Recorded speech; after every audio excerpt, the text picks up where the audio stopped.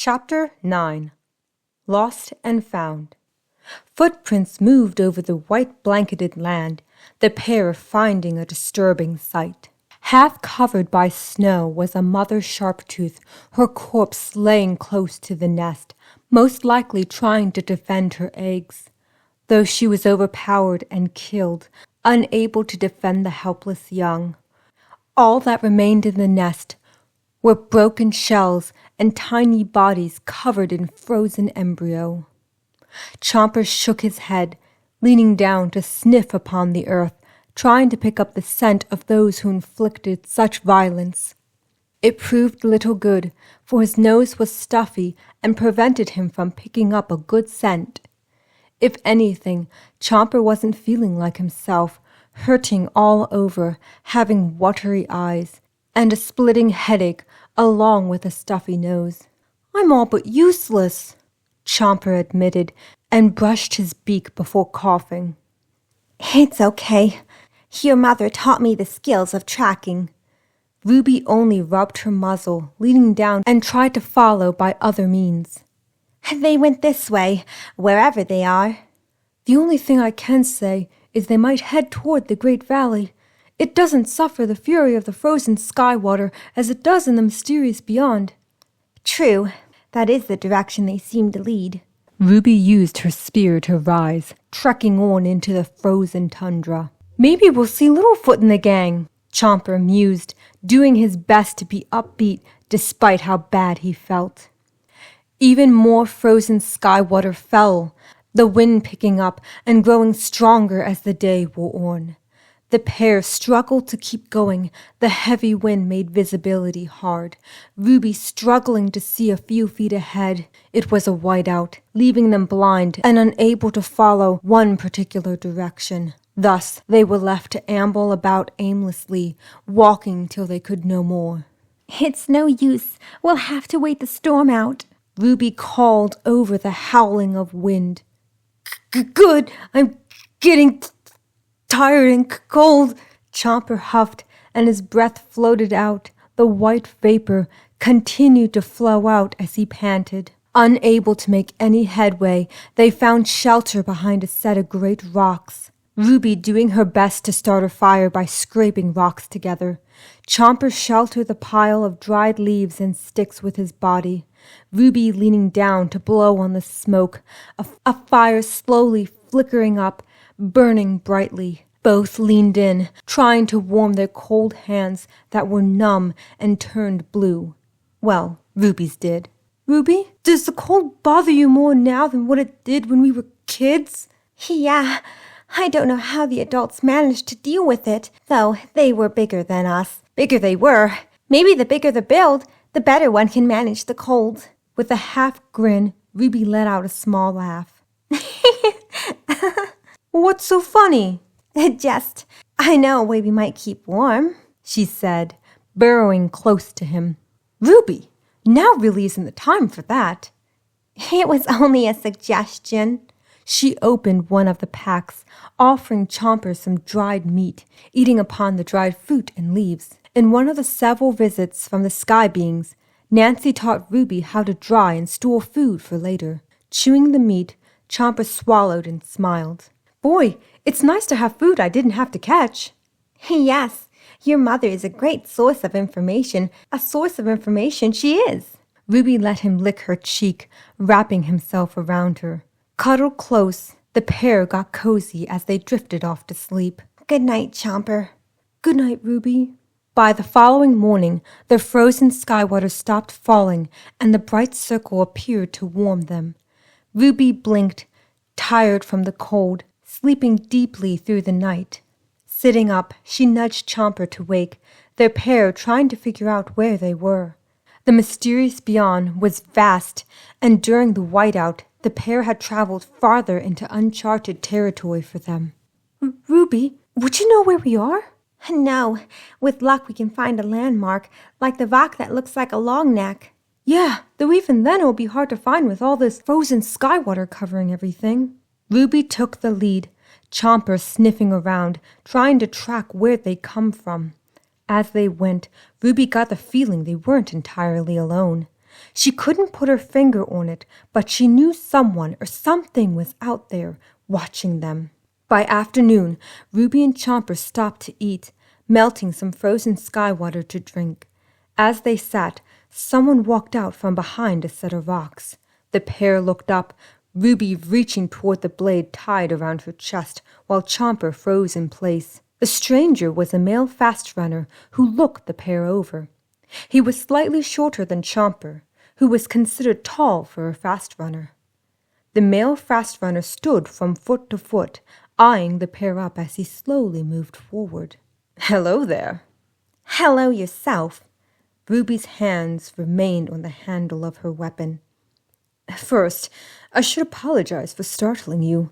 I was watching you for some time and gathered you were lost." He offered a warm and welcoming smile.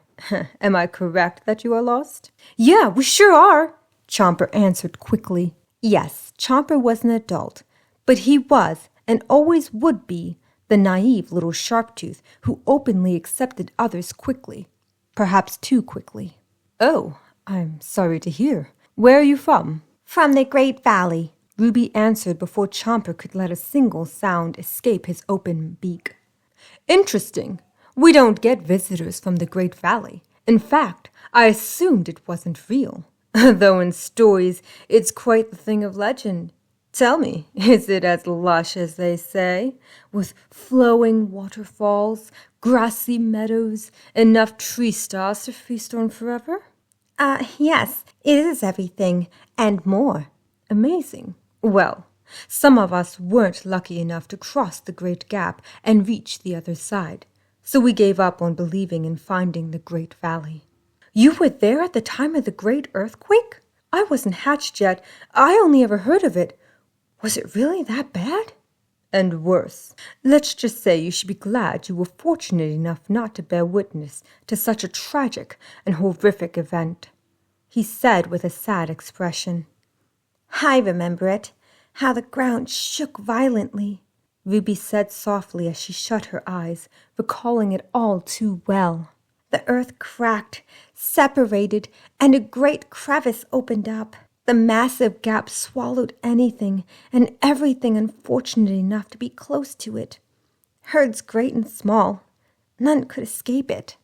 Chomper held a sorrowful expression, reaching out to take and hold Ruby's hand. You never told me of this. Never told me you were there when it struck." Snapping from the memory, Ruby looked onto Chomper's face. "No, I never did talk about it with you. Share the story with you, I did not." "Well, perhaps you two might wish to stay with my herd till it gets warmer and you can find your way back to the supposed Great Valley." He made air quotations, not believing in the Great Valley still. Ruby wasn't one to pass judgment onto someone she barely knew, but the fact he shot down their eyewitness accounts so fast made her wonder. Though if it were true and several were unable to find a way to cross, she could understand their choice to give up on the tales of the Great Valley. Thus Chomper and Ruby shared a quick glance, Ruby nodding. "Okay, thank you for welcoming us into your herd. We graciously accept. Would enjoy being among your herd." "You sure talk different, unlike any I've ever met. Do you have a problem with her speech?" Chomper cut in, standing a bit taller, not caring what others thought of him. But to make fun of Ruby for her speech, well, Chomper wouldn't be above defending her, be it verbal or physical. The male seemed to be a bit intimidated, only for the fact that Chomper was tall for a fast runner. With a smile, he looked Chomper over with a curious gaze, circling him a few times. "If I may inquire, sir, you sure have some strange features for a fast runner." Fortunate for them, the male had walked around them and couldn't see either of their surprised faces. Chomper let out a noise of confusion before saying, My egg was dropped and I'm deformed?" "Oh, well, that explains it then." The male accepted it and cleared his throat. "Right, follow me." "Before we go any further, who might you be?" "My name is Magnificent." "Magnificent?" Yes, I'm quite the thing of legend around these parts. I led the lost and weary from famine, delivered them to a wonderful paradise called Sanctuary, Magnificent said with a smile. Right. Shall we press on? Staying in small numbers is dangerous around these parts. If it's known that these lands have a lot of Sharptooth, why stick around? Well, it's the most fertile land and doesn't get as cold as the mysterious beyond. There are plenty of rivers and streams for water. A perfect and safe sanctuary. Ruby and Chomper didn't know where they were and put faith in Magnificent, not wanting to freeze to death in the cold times. Fleeting along, Magnificent stopped and checked back to see if they were still following him. They came to an ice-covered part that connected the two great sections of land. Gazing down, Chomper lost his balance and almost went over. He would have dropped to his death if not for the quickness of Ruby and Magnificent, who each grabbed one of his arms. Easy there. Don't want to fall down that crevice. It's quite a drop. Crevice? As in the great crevice? Yes, look at it. Magnificent waved his arms out. Standing on the iced bridge, Chomper saw out and was amazed, in awe by the sheer size left behind by the great earthquake. The land was covered in white, but the large, zigzagged gap was visible, dropping down to who knew how deep. For Ruby, she recalled the moment before the land split in two, the way it was calm, then changed in an instant. It was terrible, a memory she wished she could, but would never forget. Ruby was still a child and watched as the ground shook, seeing the earth open up. Then, just like that, in a blink of an eye, Ruby's friends and many of her family members were gone.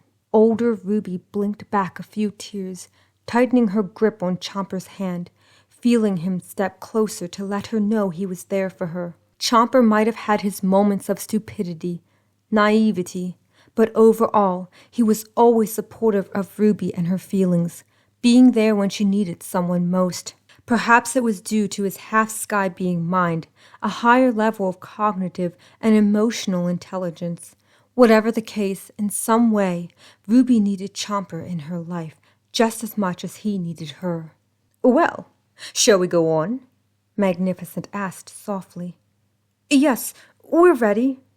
They walked on, and Magnificent chatted to try and lift their spirits. My herd is ever expanding and welcomes newcomers all the time. It'd be nice to have a place to rest and recuperate. Ruby let out a huff, growing tired of carrying around the load of supplies. Magnificent watched them pass with a curious gaze, never seeing woven bags before. May I ask why you have such odd objects? It's supplies, Chomper answered. You see, we can travel farther now that we have food and water. With a thoughtful hum, he tapped the bag on Chomper's back. Who told you of such strange things? Ruby wasn't sure how to answer, going with her gut and lying. Some stranger we came across in our travels. How interesting. You'll have to tell us about your journey. Chomper and Ruby only nodded and continued to follow him. So, what are your names? Ruby once more felt compelled to lie, still unsure of whether they should trust Magnificent. I'm Trudy I am, and this is my mate, Rodney. Rodney is my mate.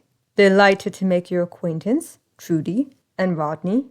The three walked on and left the great crevice behind them, heading into the part of the mysterious beyond neither had ever been.